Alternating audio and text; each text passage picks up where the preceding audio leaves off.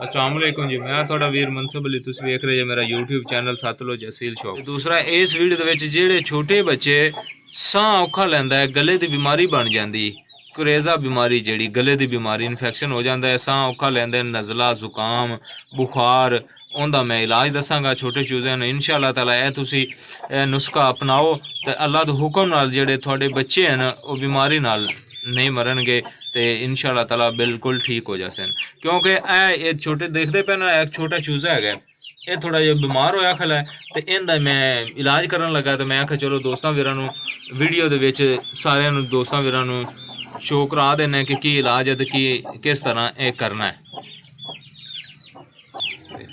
ए माशाल्लाह बच्चे निकले ने, इस मादी के बच्चे है, तो मेरा वड्डा मेन मुर्गा है अंदर, उनके बच्चे अंदर मुर्गा दूसरा खड़ा है बचेल, तो माशाल्लाह 10 बच्चे हैं, बहुत ही ज़बरदस्त, बहुत ही नियाब चीज़ां बनिया खड़ियाँ माशाल्लाह, रंग बड़े खूबसूरत बने। एक मुर्गी होर बच्चे कड्डी फिरदी, उनका मैं थोड़ा शौक कराना दोस्तों वीरां नूं, तो उस तो हट के तो मैं थोड़ा नुस्खा दसना कि किस तरह अपनाना है।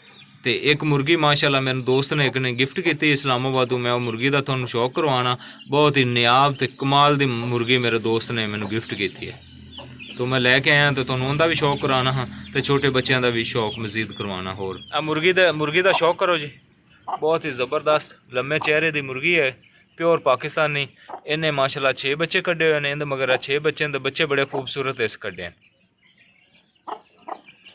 माशाल्लाह जी। क्योंकि छोटे बच्चे ने इस उम्र तो बच्चा संभालना बड़ा औखा होंदा है, तो जेडे मेरे दोस्त भी इस उम्र के बच्चा संभाल जानते हैं, शौक भी कर जानते हैं, तो इन्हों का बहुत ही ध्यान करना पैंदा है। ये गले की बीमारी का इस उम्र जिस गले की बीमारी आती है तो फिर बच्चों की मरण की लैन लग जाती है, तो इन्हों के मैं थोड़ा इलाज दसना। छोटे बच्चा इस मेरे प्योर पाकिस्तानी मुर्गी के बच्चे है, ए मुर्गी के चेहरा मोहरा चेक करो जी, बहुत ही ज़बरदस्त, बहुत नया मुर्गी है। इनके बच्चे गए तो असल ना ये छोटे थोड़े बहुत ना सुस्त होए खले है, तो मैं आखा क्यों ना कि इन्हों इलाज करा, तो अज मैं दोस्तों वीर वीडियो ही बना के सेंड कर देव। तो हुण मैं थोड़ा वाइट मुर्गी का शौक करवाना, तो उस तो बाद मैं नुस्खा दसना कि किस तरह अपनाना बनाना है नुस्खा। हाँ जी, तो यह दोस्त वीर मेरे मुर्गी का शौक कर लो माशाल्लाह। नवी मुर्गी आई है, मेरे दोस्त है इस्लामाबाद मलक अयूब, ए मैनू दोस्त वीर ने गिफ्ट की मुर्गी माशाल्लाह। मुर्गी कमेंट जरूर दसना कि किस तरह लगी, ठीक है। वाइट कलर की मुर्गी, पीली नोक नली अच्छ, बहुत ही ज़बरदस्त,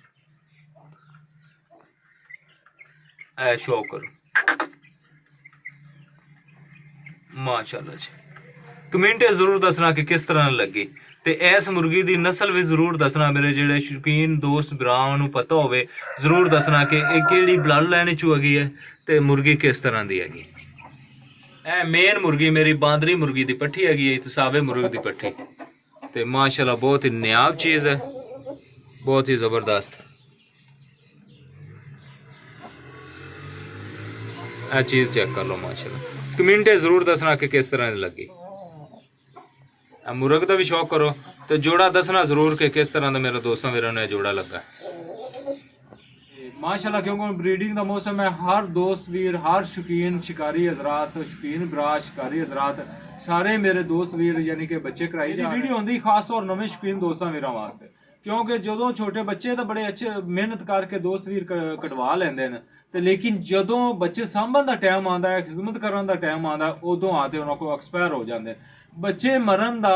जो ये पहले तकरीबन 1 महीना इन्हों की हद तो ज्यादा केयर करनी पैंदी छोटे बच्चों की। जो बच्चे मुर्गी बच्चे कढ़दी है ना जी, 1 महीना इन्हों की केयर, खुराक, दवाइयां दी, बीमारियां का बहुत ही ख्याल रखना। हाल तो इन्हों का थोड़ा मुकीमी रखना ही पैना है, लेकिन जो छोटे बच्चे जो 1 महीने का हो जाता ना, उस तो बाद फिर वो बीमारियां बर्दाश्त करन लग पैंदा। 1 महीना इन्हों का खास ख्याल रखो, तो उनके वास्ते मैं दोस्तों मेरा अज बहुत ही जबरदस्त नुस्खा दसन लगा, तो इंशाअल्लाह ताला तुसी अपनाविया है ना, तो गले की बीमारी इस नुस्खे नाल होवेगी। जिहड़ी गले की बीमारी हो जाती, साह औखा लैंदे हैं, बड़ी मुश्किल नाल साह लैंदे हैं, पोट रुक जाता है, बुखार होंदा है मच्छर की वजह तो, ते बुनियाद तो बुखार तो रखींदी, जो परिंदे नूं बुखार हो जाना है उदों पोट रुक जाना है, उस तो बाद गले की बीमारी आ जानी, तो फिर वो चूजे एक्सपायर हो जाते हैं। तो इहदे नाल नुस्खे नाल ये 3 बीमारियां का इलाज है। ए नुस्खा ये हुण मैं दोस्तां वीरां नूं ना जी ਇਹ ਨੁਸਖਾ ਬਣਾ ਕੇ ਤੇ ਮੈਂ ਦੱਸਣਾ ਹਾਂ ਕਿ ਕਿਸ ਤਰ੍ਹਾਂ ਬਣਾਉਣਾ ਹੈ ਤੇ ਮੁਰਗੀਆਂ ਨੂੰ ਖਿਲਾਉਣਾ ਹੈ। ਠੀਕ ਹੋ ਗਿਆ। ਛੋਟੇ ਬੱਚਿਆਂ ਨੂੰ ਕਿਸ ਤਰ੍ਹਾਂ ਇਹ ਨੁਸਖਾ ਦੇਣਾ ਹੈਗਾ। ਇਹ ਵੀਡੀਓ ਮੇਰੀ ਮੁਕੰਮਲ ਦੇਖਣਾ। ਅਗਰ ਵੀਡੀਓ ਮੇਰੇ ਦੋਸਤਾਂ ਵੀਰਾਂ ਨੂੰ ਪਸੰਦ ਆਵੇ ਤਾਂ ਲਾਈਕ ਤੇ ਸਬਸਕ੍ਰਾਈਬ ਜ਼ਰੂਰ ਕਰਨਾ ਮੇਰੇ ਚੈਨਲ। 1 ਲੀਟਰ ਪਾਣੀ ਲੈਣਾ ਹੈ। ਠੀਕ ਹੋ ਗਿਆ। ਆ ਮੈਂ 1 ਲੀਟਰ ਪਾਣੀ ਰੱਖਿਆ ਹੈ। ਇਹ ਸਿਰਫ ਮੈਂ ਬਣਾ ਕੇ ਤੇ ਤੁਹਾਨੂੰ ਤਿਆਰ ਕਰਕੇ ਦੱਸਣਾ। 1 ਲੀਟਰ ਪਾਣੀ ਅੰਦਰ ਲੈਣਾ। 1 ਲੀਟਰ ਪਾਣੀ ਦੇ ਵਿੱਚ ਇਹ ਸ਼ਰਬਤ ਪਾ ਦੇਣਾ ਜੀ 5 cc। ਠੀਕ ਹੋ ਗਿਆ ਜੀ। ऐसे शरबत पावना है 5 cc शरबत पावना है। ठीक हो गया। इन दे विच 5 cc है शरबत पा देना है। जैंकपाल शरबत है 5 cc ये पाना है। एच कैफे ए पाना है। ए शरबत भी 5 cc पाना है। ठीक है जी। ये दोनों शरबत हो गए 5 cc दोनों शरबत पाने हैं। ठीक हो गया जी। ए 5 cc शरबत 1 लीटर पानी दे विच। ਇਹ ਬਹੁਤ ਹੀ ਜ਼ਬਰਦਸਤ ਬਹੁਤ ਹੀ ਕਮਾਲ ਦਾ ਹੱਲ ਜੇ ਗਲੇ ਦੀ ਬਿਮਾਰੀਆਂ ਦਾ, ਪੋਟ ਦਾ, ਬੁਖਾਰ ਦਾ। ਇਹ ਬਹੁਤ ਹੀ ਜ਼ਬਰਦਸਤ ਬਹੁਤ ਹੀ ਕਮਾਲ ਦਾ ਹੱਲ ਹੈ। ਇਸ ਤੋਂ ਬਾਅਦ ਇਹ ਪਾਣਾ ਸ਼ਰਬਤ ਜੀ 1 cc। ਸ਼ਰਬਤ ਨੂੰ ਪਹਿਲੇ ਬੋਤਲ ਨੂੰ ਅੱਛੀ ਤਰ੍ਹਾਂ ਹਿਲਾ ਲੈਣਾ ਹੈ। ਠੀਕ ਹੈ ਜੀ। ਇਹ ਪਾ ਲੈਣਾ ਜੀ 1 cc। ਇਹ ਮੈਂ ਇਨਸੂਲਿਨ ਨਾਲ ਛੋਟੀ ਸੁਰੰਜ ਰੱਖੀ। ਇਹ 1 cc 1 ਲੀਟਰ ਪਾਣੀ ਦੇ ਵਿੱਚ। ठीक हो गया। ਇਹਨਾਂ ਨੂੰ ਮਿਕਸ ਕਰਕੇ ਇਹਨਾਂ ਨੂੰ ਥੋੜਾ ਜਿਹਾ ਲੈਣਾ ਹਿਲਾ। ਇਹ ਹੁਣ ਪਾਣੀ ਬਣ ਗਿਆ ਜੀ। ਠੀਕ ਹੋ ਗਿਆ। ਇਹਨੂੰ ਤੁਸੀਂ ਇਸ ਤਰ੍ਹਾਂ ਕਰਨਾ ਕਿਸੇ ਐਸੇ ਬਰਤਨ ਦੇ ਵਿੱਚ ਪਾ ਦੇਣਾ ਹੈ ਜਿੰਦੇ ਵਿੱਚ ਤੁਸੀਂ ਚੂਜ਼ੇ ਪਾਣੀ ਜ਼ਾਇਆ ਨਾ ਕरें ਤੇ ਸਵੇਰ ਬਣਾ ਦੇਣਾ ਹੈ ਤੇ ਇਹਨੂੰ ਬਣਾ ਕੇ ਤੇ ਬਰਤਨ ਦੇ ਵਿੱਚ ਪਾ ਕੇ ਤੇ ਬੱਚਿਆਂ ਨੂੰ ਜਿਹੜੀ ਖੁਰਾਕ ਵਗੈਰਾ ਦੇਣੀ ਹੈ ਬਿਹਤਰ ਹਾਲ ਹੀ ਹੋਈ ਹੈ ਥੋੜੇ ਜਿਹੇ ਚੂਜ਼ਿਆਂ ਨੂੰ ਪਿਆਸਾ ਰੱਖਿਆ ਹੈ। ਦਵਾਈ ਦੇਣ ਤੋਂ ਪਹਿਲੇ ਨਾ ਤੁਹਾਨੂੰ ਪਤਾ ਹੋਵੇ ਚੂਜ਼ੇ ਪਿਆਸੇ ਹਨ ਉਹ ਪਹਿਲੇ ਪਾਣੀ ਚੱਕ ਲੈਣਾ। ਉਸ ਤੋਂ ਬਾਅਦ ਦਵਾਈ ਵਾਲਾ ਪਾਣੀ ਉਹਨਾਂ ਨੂੰ ਕਿਸੇ ਵੀ ਬਰਤਨ ਦੇ ਵਿੱਚ ਪਾ ਕੇ ਰੱਖ ਦਿਓ। ਲੇਕਿਨ ਅਗਰ ਦੋਰੀ ਵਿੱਚ ਜਾਂ ਇਸ ਤਰ੍ਹਾਂ ਦੇ ਬਰਤਨ ਦੇ ਵਿੱਚ ਪਾ ਕੇ ਰੱਖੋ ਤਾਂ ਪਾਣੀ ਤੁਹਾਡਾ ਜ਼ਾਇਆ ਹੋ ਜਾਸੀ। ਬਿਹਤਰ ਹੈਗਾ ਕਿ ਇੱਕ ਕੇਨੀ ਵਗੈਰਾ ਲੈ ਲਓ, ਗੈਲਨ ਲੈ ਲਓ। ਬਿਹਤਰ ਹੈ ਇਸ ਤਰ੍ਹਾਂ ਦਾ ਗੈਲਨ ਲੈ ਲਓ। ਇਹਦੇ ਵਿੱਚ ਇਹ ਉੱਪਰ ਵਿੱਚ ਪਾਣੀ ਪਾ ਦਿਓ ਸੋ ਇਹ ਢੱਕਣ ਬੰਦ ਹੋ ਜਾਸੀ। ਠੀਕ ਹੈ ਜੀ।